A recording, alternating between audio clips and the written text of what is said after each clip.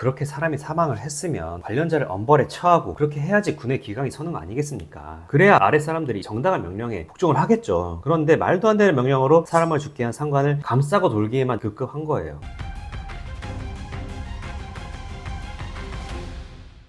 안녕하세요, 안변입니다. 최근 여군 중대장 관련된 영상 올렸잖아요. 그런데 여기서 이 중대장이 신병에 얼차려를 주다가 이제 사망하는 사고가 발생했는데도 아직 수사 입건도 안 되고, 그리고 군에서는 이 여군 중대장을 휴가를 보내줘 버려. 그리고 심리 상담까지 시켜줘 버려. 이게 진짜 말이 안 되는 일이 발생했는데 이거 지금 어떻게 진행되고 있는지 오늘 한번 브리핑을 가지는 시간을 가지도록 하겠습니다. 오늘 토요일인데도 불구하고 이렇게 영상을 켰어요. 보니까 중앙일보에서 기사를 잘 정리해놨더라고요. 그러니까 우리 아들만 여기 없다는 어머니의 울부짖음. 이 제목부터가 분노의 절규가 느껴집니다. 신병훈련소 입소 9일 만에 숨진 훈련병의 입영 당시 사진으로 시작을 하는데요. 보면은 20대 초반 누가 봐도 아무것도 모르는 어린 사회초년생으로 보이잖아요. 참 너무 가슴이 아픕니다.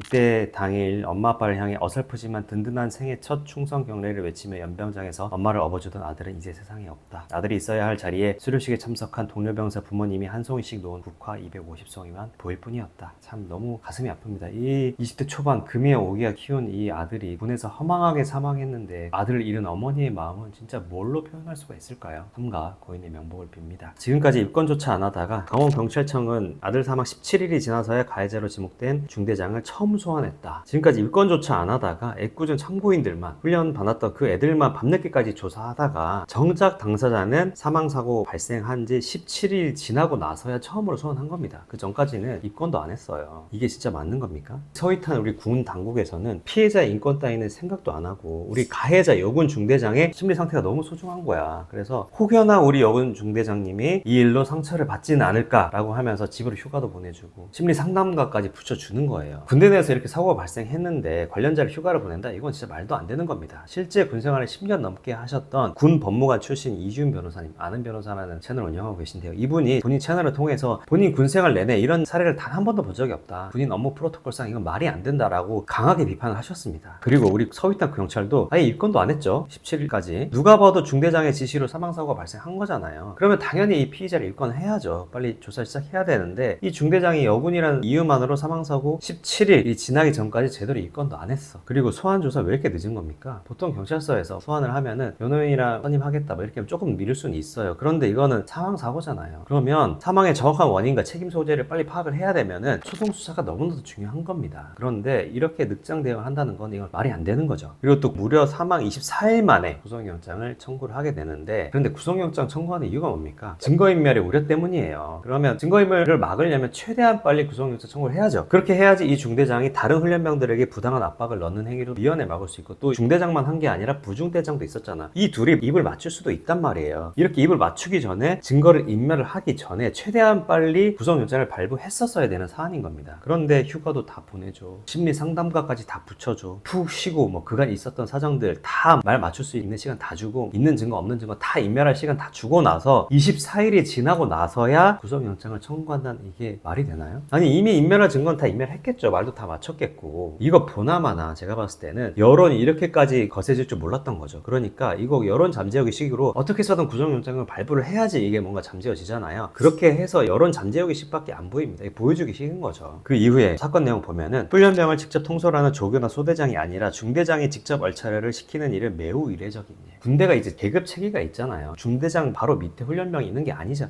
밑에 소대장도 있고 밑에 조교도 있고 얼마나 많은 사람들이 있어요. 그러면 이 중대장 상급자가 바로 말단 사원에게 직접 뭐라고 하나요? 안 그런단 말이에요. 회사에서도 대표가 직접 사원한테 뭐라고 하나요? 잘 안 그러죠. 그 위에 부장이 있고 과장이 있고 하면 그 부장이나 과장을 깨면 부장은 또 밑에 과장을 깨고 과장이 또 밑에 사수나 이렇게 얘기를 해서 그런 식으로 제일 밑에 사람에게 명령이 전달이 되는 거잖아요. 그런데 여기서는 중대장이면 통솔하는 인원이 몇 명인데 훈련소 들어온 지 얼마 되지도 않은 훈련병한테 직접 이렇게 얼차려를 준다고요? 이게 자체가 사실 정상이 아닙니다. 그리고 또 가혹행위를 보면은 고의성이 인정되는 상해치사 혐의를 적용하지 않았다. 이 부분도 문제가 많은데요. 얼차려를 받은 이유가 뭔가요? 밤에 잘 때 떠들었다 이거죠. 20대 초반이잖아요. 이 남자 20대 초반으로 보이는데 그러면 뭘 알겠어요? 그냥 애입니다. 처음에 군대 와서 밤에 잠도 안 오고 잠자리도 바뀌었고 하니까 또 훈련소에서 처음 만난 동기들이 있을 거잖아요. 그 친구들이랑 좀 친해지는 상황이었겠죠. 그러면서 밤에 좀 떠들 수도 있죠. 저도 훈련소 처음 들어갔을 때 생각을 해보면 밤마다 이야기하면서 간부들에게는 안 들키게 서로서로 그렇게 그렇게 얘기했던 기억이 납니다. 제가 훈련소 처음 간 거는 사법시험도 합격하고 그리고 연수원 2년도 다 끝나고 나서 간 거기 때문에 거의 20대 후반이거든요. 그때 내무반 안에서 같이 훈련 받았던 분들이 이제 공대 졸업하고 전문연구요원이라고 다 박사과정 하고 나서 오시는 그런 분들이었어요. 그분들은 나이가 30대도 넘는 분들도 많이 있었습니다. 그런 분들도 같이 웃고 떠들고 장난치고 그냥 애가 됩니다. 군대 가면은.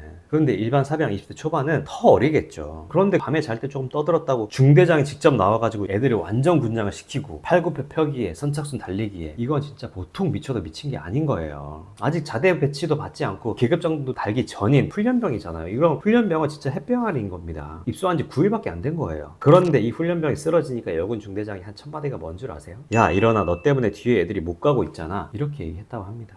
제가 이전 영상에서는 이 여군 중대장이 여자라서 자기가 완전 군장을 할 기회가 없었고 그래서 얼마나 힘든지 몰라서 이러다 사람이 죽을 수도 있겠다라는 것을 몰랐을 것이다 이렇게 말씀드렸는데, 자세히 보면 이거 아닌 것 같아요. 이러다 사람 하나 잡을 수도 있겠다 이거를 알았을 것 같아요. 고열에 쓰러져 있는 사람 보면서 이런 명령을 계속 내렸다고 생각하니까 이거는 상식적으로 봐도 군인이 아니라 그냥 일반 지나가는 사람을 붙잡고 물어봐도 상식적으로 그렇게 완전 군장을 하고 20km 넘는 거에 채까지 다 넣어가지고 뛰면서 선착순 달리기 하고 헐떡헐떡 하면서 막 고열 40도가 넘으면서 사람이 쓰러졌어. 그럼 그런 사람한테 또 뛰라고 하는 거, 이 사람 죽을 수도 있다는 걸 분명히 알 수도 있는 거 아니에요? 이 정도면 죽을 수도 있겠다는 확정적 고의는 없을 수 있습니다. 이 사람 내가 죽여야겠다 이런 건 아닐 수도 있겠지만 미필적으로 이러다가 죽을 수도 있겠다라는 게 미필적 고의거든요. 그런 미필적 고의는 충분히 인정될 수 있는 사안인 거죠. 그런데 경찰에서 입건한 제명은 뭐예요? 고의성 인정되는 상해치사는 적용하지도 않았습니다. 업무상 과실치사 뭐 이런 거 적용했겠죠. 과실, 그러니까 실수, 입건 자체를 이렇게 한 거예요. 아니 여군 중대장이 수사 받으면서 당연히 본인의 고의를 부인할 거란 말이에요. 그렇게 해서 안 되면 뭐 그렇게 변경할 수도 있겠지만, 근데 이거는 누가 봐도 고의가 인정된 사안임에도 불구하고 경찰이 아예 죄명 입건 자체를 고의성을 뺀 과실로 입건을 했다는 거죠. 이렇게 말도 안 되는 비상식적인 명령으로 훈련병이 진짜 개죽음을 당했는데, 군에서는 가해자를 여군이라는 이유만으로 휴가도 보내줘, 심리 상담사도 붙여줘, 경찰에서는 증거인멸할 시간 다 주고 나서 소환해. 이러면 누가 상관의 명령을 따르려고 하겠어요? 따르는 사람만 바보가 되죠. 그러니까 요즘에 이런 기사도 나오고 있습니다. 상관 명령 거부하라, 얼차려 중대장이 부른 나비 효과. 여기 보면은 군에 보내는 부모들은 상관이 시킨다고 무조건 듣지 말라고 당부하는 입대 장병 부모가 늘고 있다. 이게 말이 됩니까? 군대라는 조직은요, 상명하복, 즉 위에서 명령을 내리면 아래에서는 절대 복종, 이걸로 유지되는 조직이 바로 군대예요. 군대에서 예를 들어서 상관이 명령을 하는데 그건 좀 아닌 것 같은데 밑에 사람이 그렇게 하면서 명령 안 따라, 이러면 더 이상 이건 군대가 아닌 겁니다. 그런데 군에 보내는 우리 부모들이 너 그러다 잘못하다가 저 훈련병처럼 죽을 수도 있으니까 명령 따르지 마 이렇게 얘기를 하면서 보내면 누가 명령을 들으려고 하겠어요? 전쟁을 나갔는데 돌격 앞으로 했는데 아무도 안 가. 저 먼저 죽기 싫은데요? 중대장이 먼저 가실래요? 이러면 전쟁이 될까요? 이렇게 말도 안 되는 명령이 내려오고 그렇게 사람이 사망을 했으면 관련자를 엄벌에 처하고 그렇게 해야지 군의 기강이 서는 거 아니겠습니까? 그래야 아래 사람들이 정당한 명령에 복종을 하겠죠. 그런데 말도 안 되는 명령으로 사람을 죽게 한 상관을 감싸고 돌기에만 급급한 거예요. 그러면 누가 군의 명령에 복종을 할까요? 아무튼 이 나라는 서윗한 남자들 때문에 진짜 기강이 완전히 무너지고 있습니다. 이러다가 이 남자들이 군대 징집도 거부하면 어쩌려고 그래요? 그러면 또 무조건 우리 서윗한 판사님들은 징역 2년 땅땅땅 이러겠죠. 이건 100%입니다. 실제로 여호와의 증인이나 이렇게 양심적 병역 거부하는 사람들 무조건 실형 나오거든요. 그런데 우리 성범죄 무고한 여자들은 합의도 안 되는데도 그냥 집행유예를 풀어줘 버려. 점점 나라가 원칙이 지켜지지 않으면요, 이제 더 이상 나라가 아니라 그냥 유사 국가가 되는 겁니다. 무너질 수밖에 없어요. 제발 좀 상식이 통하는 대한민국. 이게 그렇게도 어렵습니까? 이제는 우리 남차들이 좀 뭉칩시다. 제가 어그리 카페 링크 고정 댓글에 달아드릴 테니까요, 가입 좀 해주시고 우리가 이거 목소리 높이고 해야지 조금이라도 바뀝니다.